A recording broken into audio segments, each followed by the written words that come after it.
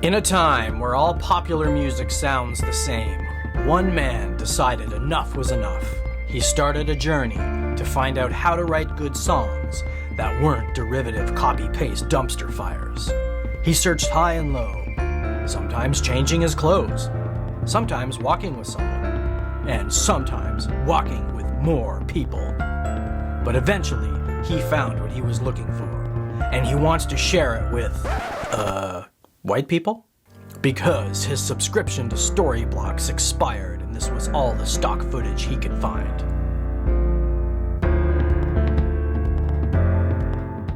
Oh. Man, that was a trip. Alright, let's get into a whole bunch of songwriting ideas that I think are going to be super useful. Now I'm going to do an overview of all of these, but I'm probably going to do a more detailed video on some of them, so let me know in the comments below which ones that you're more interested in, because I don't want to make this video too long. So according to my calculations, my first songwriting video got 21 views and 2 likes, and my second one got 61 views and 4 likes, which means this one should ideally get more. Tip number 1 is find your songwriting process, and that's easier said than done. It took me a long time to find my process, and there's a ton of videos out there that give good and bad advice and everything in between. The only thing that's going to work is what's going to work for you. I mean, you've got a life, you've got other stuff going on. If you're an independent artist like I am, and this is not a full-time thing, and you've got jobs and other stuff and family that you need to worry about, getting into a rhythm can be really, really difficult. So the process that I have is basically every morning I'm up anywhere between 6 and 7 in the morning, and I'm out for a 2 to 3K, sometimes 4K walk, headphones on, listening to music constantly. So normally what I'll do is I will put on a full album from somebody in the genre that I'm trying to write for. So in mine, it's more like country pop or whatever, and I'll just hear songs that I like. So most of the songs that I write are, what did my songwriter say? He gave me the best advice. It doesn't matter what you think. No, that wasn't it, but I'll get to that one in a second. The advice was intuition and intellectuality. And he thought I had good intuition for songs, but the intellectual yeah, easy for me to say. Stupid. Anyway, that part was missing because in his view, he's heard all these people say that you can't teach songwriting, which he thinks is just completely mental. If you want to hear an example of this, here's a song that I wrote from start to finish, and here is the version of it that is just a demo right now, and it's an unlisted video because I don't really want it out there yet. It's going to be on the album. If you really want, you can hear the differences between those two, and that was after 3 songwriting lessons. So basically the advice was, there's a reason why songs become popular, because they do follow a formula, and that's where, you know, you kind of tug on your artist's creativity versus writing a song that people want to listen to. Now, I don't want to go viral. I don't want to create a hit. I don't care about that stuff. I want to write songs that I like listening to. And a lot of the times, you know, it's country pop, it's stuff like that. So I have a lot of pop sensibility in my writing, and some will say it's more country, some will say it's more pop, but the process for doing that all stems from listening to a lot of music that I would like to make. So I listen to production elements, I listen to structure, I listen to stuff like that, and as I'm out on this walk, I keep notes. I have got a ton of lyrics and song ideas and one-liners and things just that I pick up everywhere. This is from going out for walks and getting inspired by stuff. This is hearing a good line from a movie. This is hearing just about everything, but that's giving me ideas for things that will fit into the song. So as far as process-wise, so number 1 is I'm always noodling on the guitar or humming melodies, and as soon as something goes, yep, that could be something, boom, record it. In the DAW, on the phone. It's been a long time coming home, walk on sitting phone, down, put that truck in mine. Second thing, start with stories. I like telling stories in my songs, and I do this on all of my songs. I have a story, so this is a story that I want for this particular song, and how the verses, choruses, and bridges are going to tell and unfold the story, the key that it's in, the chord progression. I track versions as I'm doing it. And this is something I learned from my songwriting coach, is when you're creating melodies, label them. So have the this particular song that it's up on the screen right now, this is the one that I call the Frankenstein song, where it was basically every section was different because I wrote it on feel and it came out and that felt like the way it should be. And I brought it to a local studio who right away kind of tore it apart. Actually gave me feedback on the production value, even though I said it was a demo, and kept harping on the production value. I'm like, dude, like you're about to... But anyway, the songwriting guy helped me figure out this structure. Is you've got this melody, you've got 16 different melodies in the song, which is confusing for people to listen to. And for me, the process of creating that was just the way my brain works. I'm like, well, it's kind of boring if it repeats over and over again. It's a loop song, it's derivative, it's like all the other crap that's out there right now where it follows this formula. And that's when he gave me that advice. It doesn't matter what you think. Which, you know, basically means get out of your own way. If you want to learn how to write good songs, there's a reason why these great songs have these types of structures. So come up with your melodies, label your melodies, and then now you can move those melodies around. So think of it as blocks within your song that you can move in and out. You can try starting on, if you're playing something in, say, C major, for example, you can start singing on C. You can start singing on any of the notes in the scale of C. So this thing really helps a lot with that. Because, I could start singing on F, I could start singing on G, but I'm still using the same melody, and that's what's giving it a different feel. I'm going to try and summarize my songwriting process based on some of the stuff that I just said. And number one, always be recording. Number two, I find going out for walks is very useful. One is I'm always listening to a lot of music in genres that I'm probably going to write in, and not to rip anything off, it's to get inspired and get some ideas and hear production elements, because when I write my songs, I usually hear the full production in my head. I don't know how to get that out in the keyboard. So, when I put my hands on the keyboard and the DAW and do all the recording and stuff. So this helps me hear a lot of production things and go, to do a swell from the pre-chorus into the chorus, that would fit song X. So that is very useful. The other thing with walks, and the reason why I'm always recording and using virtual instruments to try to create a full pass of a song, is today. I did that this morning. I went out with the 5 songs that I've written for my full-length album so far, and I've got the full things. I mean, they're really rough. One of them is fairly polished, and the other 4 are kind of like, they're all over the place. But because I've written it, I've got the melodies done, I'm humming or scatting in places where I don't have lyrics for it yet. As I'm walking, I can hear things, and then I've got my notepad with me, and I can go, in this song, change this line to this, change that line to that. The idea that popped into my head is album name, Small Town Wanderer. And the album's going to be, about life experiences, obviously, because what the hell else am I going to write about? And the reason why that helps is it gets me out of this environment. So get out of the building, basically. So I used to be a lean startup coach and teach people how to build stuff using the lean startup approach. Getting out of the building just means getting out of your head, getting out of the space that you're in, because as soon as you're somewhere different, your brain starts thinking a little bit differently.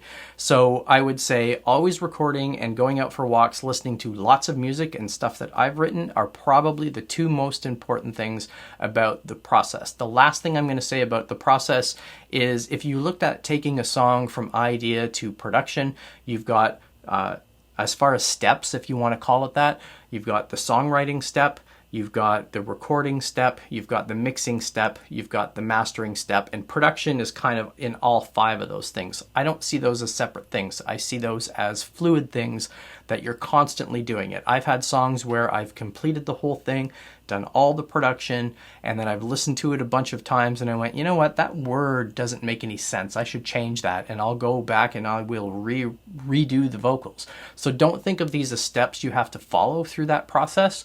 But again, try to find the thing that works for you. And the process I use works for me because it gets me in a routine. I'm up at between 6 and 7, headphones in, boom, out for a walk, come back, package up the ideas, record them really quickly, and then by 9 o'clock, I'm done my songwriting for the day. I can start my regular workday. Tip 2 is about how to use AI, but not in the way that most people do who just want to go viral. They want to use AI to make a song and go viral on social media. This is more for how to use AI in a responsible way. Well, responsibility is in the eye of the beholder, but you want to have a songwriting partner. And the reason for that is if you're somebody who's independent and you don't have people to collaborate with, it can be a lot harder sometimes. And let's just take a look at one of the top songs in the world right now, Sabrina Carpenter. Let's take a look at who it's written by. And Sabrina's got a credit on here as well. You can do this with any popular song. There's an army of people that are helping them write songs. My songwriting coach said, yeah, I mean, it's not uncommon for an artist to bring in the turnaround person, meaning that person will just write a turnaround from a pre-chorus to a chorus or the end of a chorus to a break or something, because they specialize in that. And that's how we get into this kind of derivative, everything kind of sounds the same, but it does sound really good. So if you just look at the stuff that the people who have written this song have and the artists these people have worked with, you know, Julie's written with Justin Bieber, over 250 songs written, Selena Gomez, Ed Sheeran, you know, John Ryan's written with Maroon 5, One Direction, Pitbull, Thomas Rhett. So that's not to disparage the artist in any way, but it's just saying if you keep trying to compare yourself to these popular artists out there, just realize, obviously, it's an obvious thing to say, they've got a whole army of people that are helping them write songs. So you can learn lots of good things and lots of patterns. Max Martin is a name you might have heard before, who has 22 #1 songs that he is been a writer on. And I believe multiple genres as well. So the ones that I showed for Sabrina, they're all kind of in the pop genre, bubblegum pop or whatever kind of style. But you can use AI to help you get feedback as a songwriting coach. So I'm going to show you how I use it. So I showed you this before about, you know, getting organized, writing a story, and putting in feedback from my songwriting coach and all of that kind of stuff.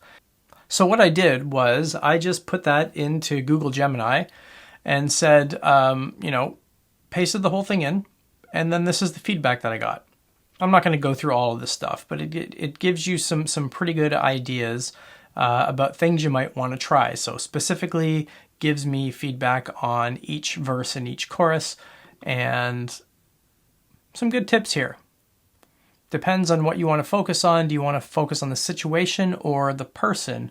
So you might be a more personal touch with that particular lyric. And this is something my songwriting coach told me as well. The words really matter. So in that song, there is a line that says, I still hear those words you said.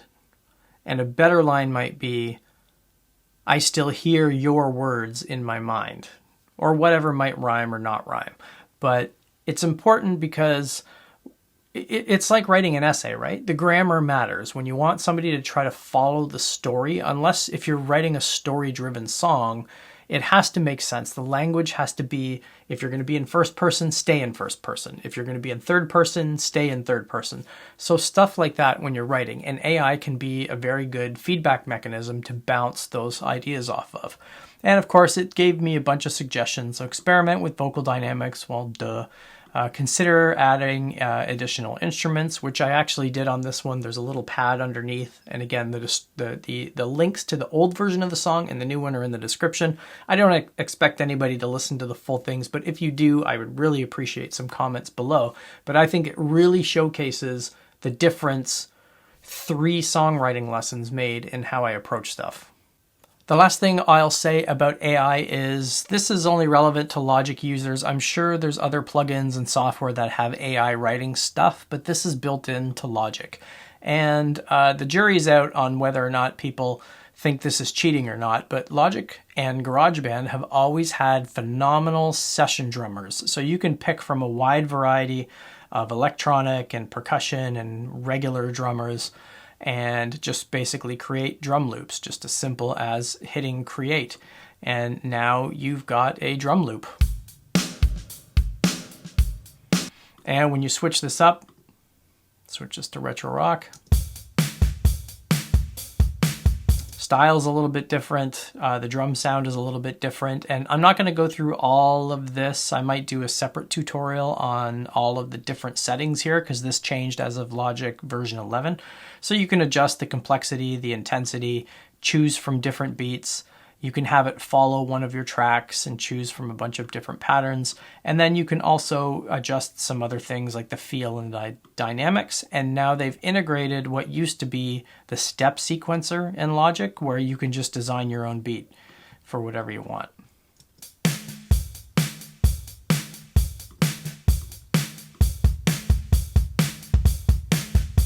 Which is pretty cool. So you do get a lot of freedom, but the real magic is when you start to use the chords, the new chords feature inside of Logic. So right now this is all just in C, and if I were to add, say, a bass player, and let's go this one and hit create, it has already created a chord progression for me, but I can do that myself and I can customize it. So this is what we've got now.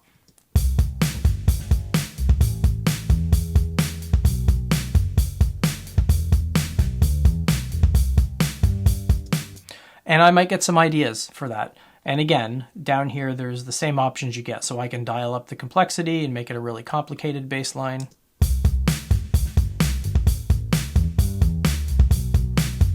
You can adjust the phrasing, the fill amounts, and all that kind of stuff. And you can also do the same thing. So you can just create a manual pattern. So if I just wanted a chuggy thing, I can just do this.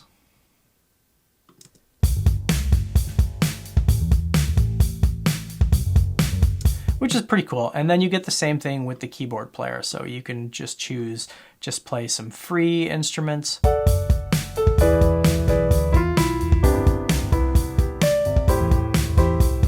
Now let's just say I didn't like this B minor 7. I can go and I can just modify the chord, and let's pick something that's not going to fit at all.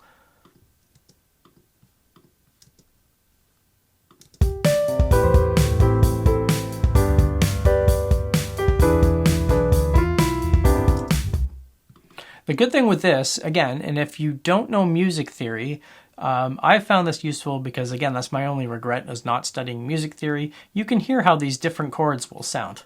So things you couldn't even naturally play, you can put those in here.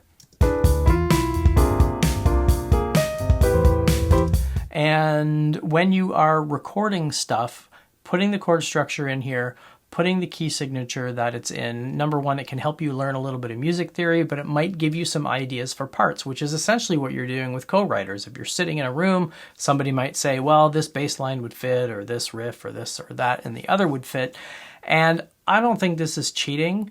I mean, if you were just going to create a song in Logic and use all virtual instruments, let's say you can sing, but you can't play anything, I don't care. A good song is a good song. It doesn't really bother me. But this is how I use AI. So feedback on structure, grammar, flow of the song, stuff like that. And in Logic, just trying to create different instrument parts, particularly with the keyboard, because you can switch these things to like simple pads. So if you just want a simple underlying pad through the whole song.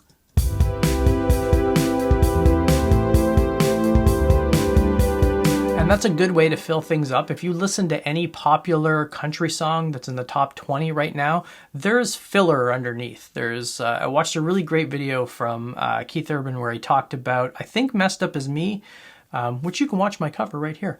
But he has record static underneath the entire thing. And he does breakdowns on some of his other songs where there's just, you know, he's a big ZZ Top fan, and they would do a lot of 16-note synths, like the song Legs, for example, or Under Pressure. There's some underlying synths that are just going and adding some distortion and filler. When you're using these AI features inside of Logic, you can get some of those creative ideas, which might help you take the song to a place that you're trying to get it to go to. And I don't know if that makes sense for you, but in my brain, again, because I hear the full production of the song, but I don't know what keyboard sound might get me from a transition from one part to another, this is really, really useful. Okay, this one's going to be for people who don't really know a lot about music theory, because I certainly don't. So if you do know a lot about music theory, feel free to leave angry comments below.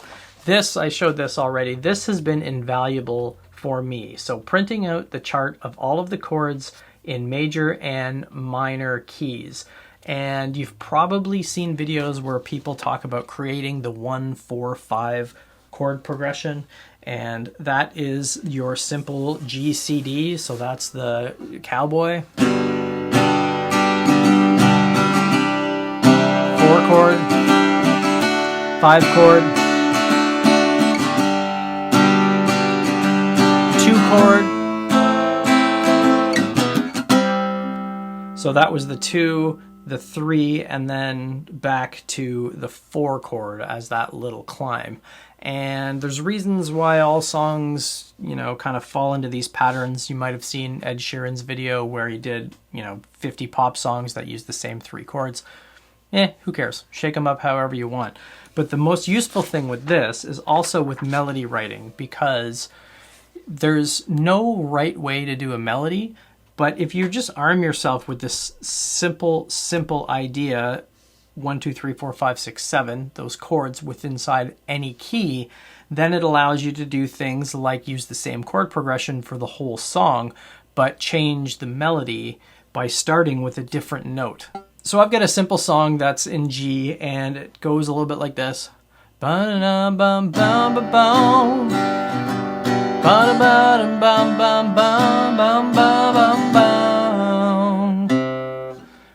So I'm starting on the root note in the verse. Bum, bum, bum, bum, bum, bum, bum. So that's just a chromatic scale in G. And when I get to the chorus, it switches to, so let's do the end of the verse. Bum, bum, bum, bum, bum, bum. Ba-da-da-ba-dum, bum, bum, bum, ba-dum, ba-dum, bum, bum, bum, bum, bum. Bum, ba-da, bum, bum, bum, bum, bum, bum, bum, bum,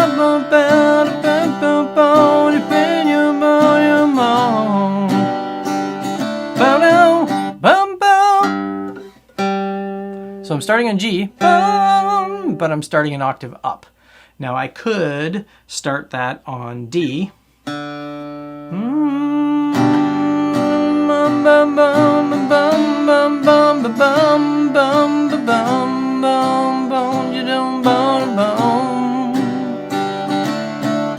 So just this simple thing can help you figure out just starting verses and choruses if you're going to use the same progression or even different ones just on different notes, because it's just going to give you a little bit of an extra dimension and things that you can try. And the last thing I'll say is there's a great app called Tonaly, which is very useful, especially if you don't know a lot about theory, because you get what is called the circle of fifths here. If you don't know what that is, just Google it. It's pretty easy to understand, but you can play around with a bunch of different chords and you can try things out pretty quickly. So this is useful because, like I said, I always kind of write on the guitar or with a melody, and if I start with a melody, I try to find it on the guitar, and then I look and go, okay, well, it's that note, so what key could I put that in? I go back to the chart. Simple and easy. Last tip is around getting feedback. It's hard to get feedback from family and friends, because what are they going to say? Hey, sounds great, Actually, my aunt is my biggest fan. She listens to all my stuff that I put out there, and she's always resharing and liking and commenting and stuff like that, which is pretty cool. But generally speaking, friends and family are going to go, hey, sounds great, and then they're never going to listen to it again.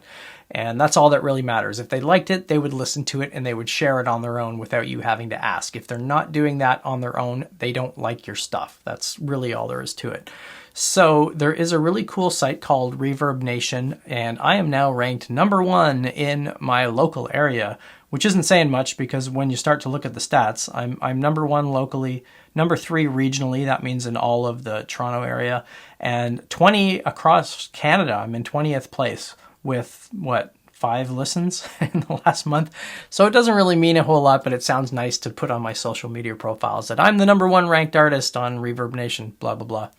Anyway, they have a really cool tool called crowd reviews, and I've used this a few times. And the good thing with this is you get a lot of really good feedback about your songs. Now you do pay, I think, $14 or $15 as a starting point, and then you can pay more to get more people to review your stuff. But what you get back from it is fantastic. It gives you a summary.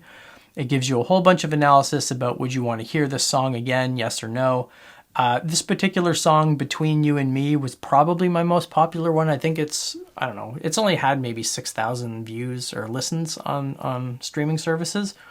But it gives you some good stuff, gives you a tag cloud, gives you, wow, the sound quality needs a lot of improvement, but they gave it a 9 out of 10. So take some of these with a grain of salt. It's like, how are they reviewing this stuff?